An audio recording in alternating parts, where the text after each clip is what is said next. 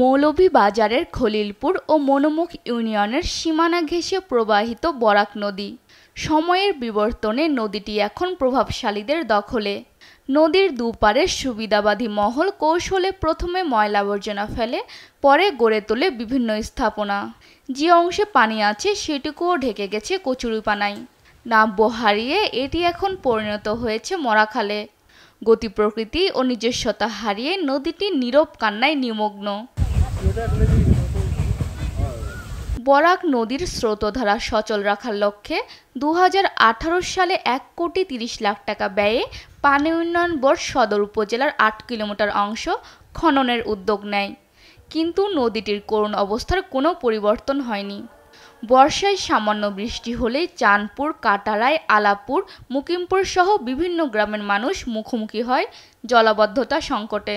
যেভাবে বরাদ্দ হয়েছে ঠিক এর সিকিবাগও কাজ হয়েছে না, আশানুর কোনো কাজ হয়েছে না। কোন যে পয়সা ব্যয় হয়েছে এই পয়সা মানে কোনো ফায়দা জনগণে পাইতেছে না। বরাট হয়ে গেছে, অনেক সময় সরকার নামে মাত্র খনন করছে, কোনো কাজে আসে নাই। এখন তো বাড়িঘর হয়ে গেছে। আগে খুব গভীর আছিল, বড় আছিল এই বরাক নদীটা। মানুষের দুইকে অব্যায় দিয়ে পানি তুলিয়া ক্ষেত কৃষ্টি খামার করছে।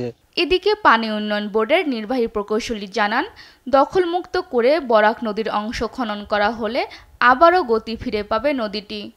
দখল আছে, এই বিষয়টা পুরোটাকে অ্যাড্রেস করে এটাকে পুরোটাই আবার একদম পুরো উচ্চ থেকে পজিত পর্যন্ত পুরোটা খনন করা প্রয়োজন। বরাক নদীর অস্তিত্ব সংকট নিরসনে প্রশাসন প্রয়োজনীয় পদক্ষেপ নেবে, প্রত্যাশা সচেতন মহলের। নিউজ ডেস্ক, দেশ টিভি।